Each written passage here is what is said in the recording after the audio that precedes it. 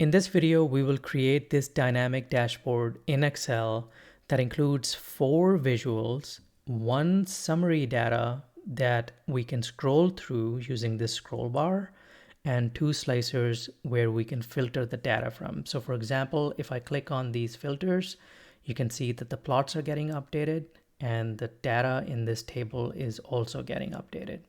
So I can also scroll through this data here using this scroll bar. So let's create this dashboard from scratch. We will be working with this data set that includes sales data for a company that sells products all across the world. So the data set has columns such as the countries where those sales were made, different types of items that were sold, whether the sale was online or offline, the year, the month the shipments were made, and the total revenue and the total profit that was realized on those sales. So let's start by first creating a plan for how the dashboard will look like. So for that, let's go to sheet 2, which is a new sheet, and this is where we will create the dashboard. The first step here is to give this sheet a background color. And for that, first I will select the entire sheet here by clicking at this corner. So this will select the entire sheet. And then from this drop down, I can select a color. And so let's select a light blue color, such as this one here. Now in this dashboard, we will have 4 visuals, 1 table, and 2 slicers. So we want to partition the dashboard so we can accommodate these items in it. Now we can plan to have the left side of the dashboard to have the 4 visuals. Then somewhere here we can have a table. And then on the right side here, we will put the slicers. So let's create the partitions. And so for that, I will go to Insert, Illustrations, and then under Shapes, let's select this shape here. And let's draw it out. So let's draw this here, which is going to be the background for first visual or the first plot. Now I can just right click, copy, and then I can just paste, Control V, or you can right click and paste. So this will paste a second copy of the same shape. So the second visual can come here. The third visual will be here. So I again copy pasted this, and the fourth visual can be here. So again, copy and paste. And so this now is the area where we will create our plots. Next, we will have our table, which we can copy here somewhere. So let's just select the same shape, right click, copy, and paste it again. And this time, because we will have a table, so let's make it slightly narrower and longer in height. Okay, so this is where we will have our table. And next, we want some space for the slicers. The slicers can come here. And for that, again, let's just copy this shape here and paste it. And because these are slicers, they're not necessarily showing information from the data. They're actually going to control the information. So we can give this a different color. So for that, if I just right click on this, and then let's go to Format Shape. And then here under Fill, let's give this a solid fill and then a different color. And let's color this something darker, like a darker blue. So this is the area now where we will have our slicers. The next step is to create summary tables or pivot tables using our data set. And then we will use those tables to create the plots that we will put on this side of the dashboard here. So let's create those pivot tables now. So let's go to the Data tab here, and we will insert a pivot table. And let's do this in a new worksheet. And the first table that we're going to create is revenue by year. So what we want is ship year to be our rows and total revenue to be the value. So this is the first table that we will create. The second table that we're going to create is revenue by item. So again, we will go back to the Data tab here and insert another pivot table. And let's do this in existing worksheet. So we will use the same worksheet we just created the table in. And let's create it here. And this time we want revenue by item. So item type will be rows and revenue will be values here. So the third table that we're going to do now is profit by item and sales channel. So let's go to the data tab and insert pivot table. Again, it will be in the same sheet, and let's put it here somewhere. Now this table is profit by item and sales channel. So we will include item in rows. Sales channel will be in columns, and let's put profit here in values. Okay, so this is the third pivot table, and the last pivot table that we will create is profit by country. So again, let's go to data tab, insert pivot table. Again, this will be in the existing worksheet. Let's put it here somewhere, and this will be country as rows, and profit will be the values, total profit.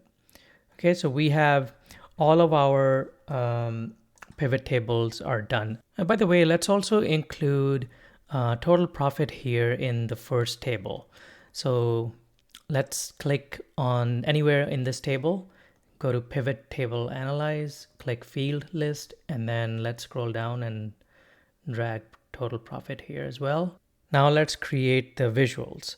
So the first visual will be a line chart. So let's select this data here in the pivot table, go to insert, let's click on pivot chart, and then let's click on the line chart here.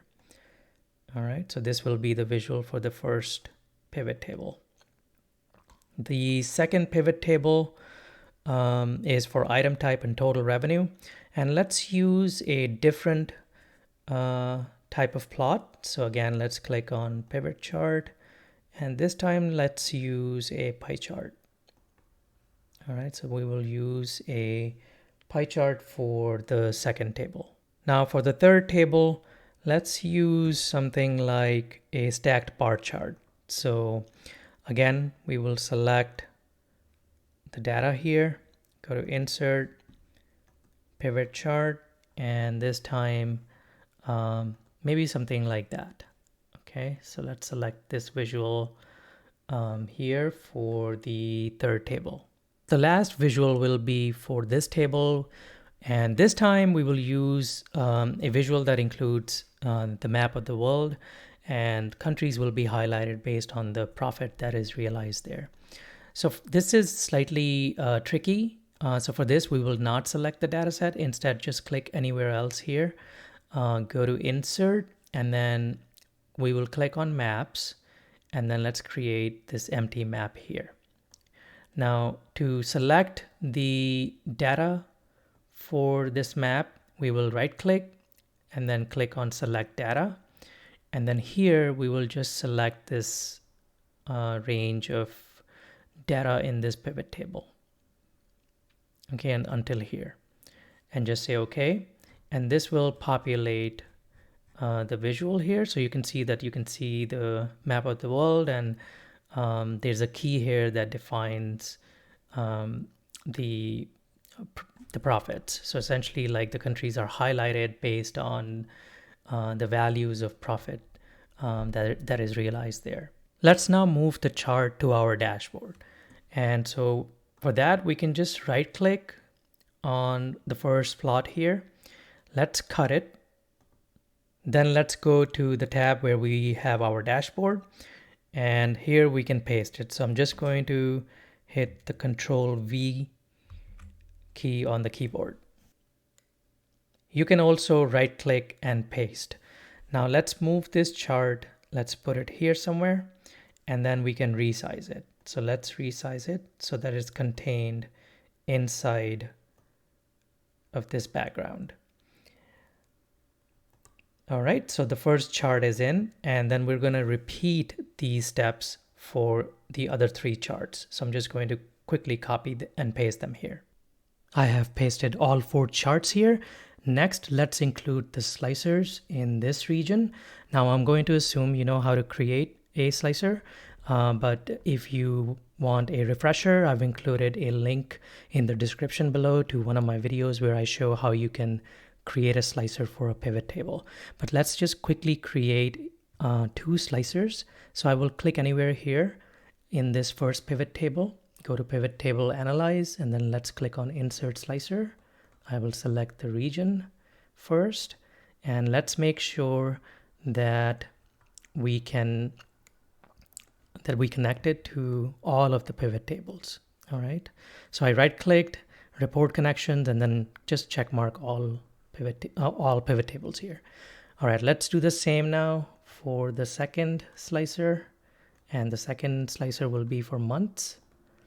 And let's do the same thing here. Right click, report connections, and select all pivot tables.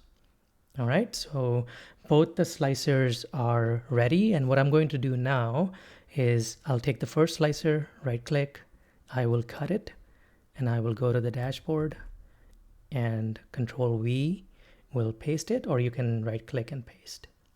And then do the same with the other slicer. I will paste it here. Now you will notice here that this slicer is obviously slightly longer than this area, the background area. So what I'm going to do is click on this slicer, then click slicer option here. And instead of 1 column, let's have 4 columns. So now this becomes a 4 column by 3 row slicer. And then I can adjust the height. All right, so this fits, it fits the area very well now. And now let's make sure that the slicers are actually working. So let's just select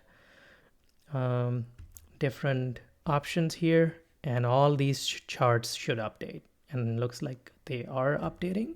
So that's great. Yep. Okay, so I will reset them, and now we're ready to include the table. The first step for this is to remove this background, which was actually a placeholder. And then we will color these cells here the same color as the background. And then let's increase the size of these 2 columns and maybe decrease the size of this column, because this is where the scroll bar will go.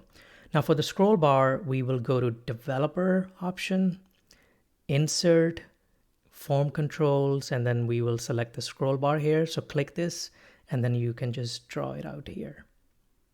All right, so let's place it right there. Now this is a scroll bar that I'm using from the developer option. So some of you may not see this option enabled in your Excel. So I've included directions in the description below on how you can enable this option, so you can add the scroll bar. All right, the next step now is to display the data for the pivot table that includes countries and the total profit. So we will show that in column O and P. So let's start by typing country here, and let's type profit here. And let's make the font color white, and we will align this column to the right. All right. Okay, now we're going to show the values for the table. Now there are a couple of things that are very important to mention here.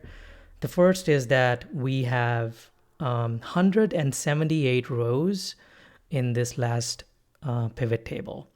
So the way I know this is I can quickly check this. So let's type equal count A is the formula I'm going to use, which counts, it's capable of counting rows that contain text. And then let's select all these countries here. So this is going to give us the total count of rows that contains data. So 178. Now, obviously we can't show all 178 rows of data here.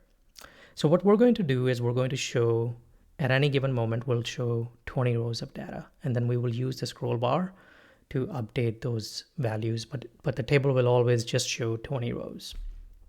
Okay, so 20 rows here, and 178 are the total rows. So this is important to remember. In fact, let me just type it here. So we're 20 rows are going to be shown, and 178 rows are total.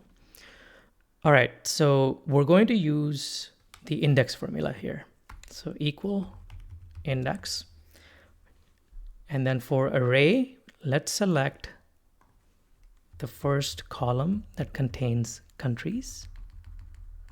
And before I do anything, I'm going to lock this last row, A231. And you can lock it by including the $ after column A here. And what this will do is, so because we don't have data after row 231, so we want to lock it. We don't want to go any beyond that. All right. Next, we're going to type, what do we want to show? Where do we want to start? We want to start at row 1. So I'll just type row 1 for now. And so that gives me the first data from the first row. Now I will hover over lower right corner here and just drag this, so I copy paste the formula. So now we can see the first row here. But now what I want to do is I actually don't want to hard code the value of 1. Let's type it out here. And I will tie this to that cell, and then I will lock it. I will lock this value. So I don't want to move the column and I don't want to move the row. All right, so that's locked. And then I want to do the same here. Let's lock it. All right, so this is now our first row of data. And now what I want to do is I want to hover over this lower, but first select both cells, hover over lower right corner, and then just drag it down so that you can see other rows of data. And so now it's showing the first 20 rows from this pivot table.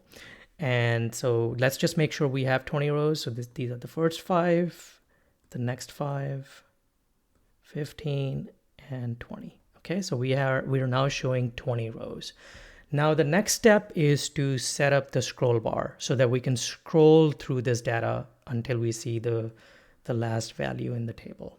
So let's select the scroll bar. So I will right click on the scroll bar and then click on Format Control. Now this is important here. The minimum value that we're going to set for the scroll bar is the first row of data. So we want to show the first row as the minimum value for the scroll bar. And so I'll just select 1 here. So that's easy. This is slightly tricky. Maximum value that we want to show is not 178, which is the last row of data. Because if we show 178 as the maximum value, then the scroll will actually go up to 178. So it will show it'll show row 178 here as the first row when we scroll through it. But after that, it'll just show nulls or zeros. And we don't want to see that. We want the last value, the last row in the pivot table. We want that to be displayed here, and the scroll should not be able to go any further. So what we want to do is we actually want this value to be 178 minus 20, because 20 is what you're seeing here. So it will actually stop at 158. So the scroll will stop at 158. So 158 row will show here. And then that way 178 row will show here. And then the scroll will not be able to go any beyond that. All right. Now, the last thing to set up is cell link. Here, let's click this and let's go to sheet 3. And we are going to click here on this cell that has 1. Okay. And what this does is this is the value that's going to update when you scroll. So when you're scrolling, this value here will change. And when that value changes, your index formula will get updated to display the new row and the 20 rows after that. That's how the scrolling function will work. All right. So let's just click OK. And let's go to developer option here and make sure the design mode is not set up. When this is clicked, then you will not be able to run the scroll bar. So make sure that's not clicked. All right. Now that this is done, let's see if the scroll bar works. So I can click on this and you can see that the values are getting updated. And we go all the way to the last row and it doesn't go any beyond that. So that's awesome. All right. So now let's see if everything works. If I click make selections here, So let's say I select Asia. So you can see that the countries for Asia are showing here. The map gets updated and all of the charts get updated. If we click on Europe, the data gets updated to show Europe. And if we click on different months, the data again is getting updated.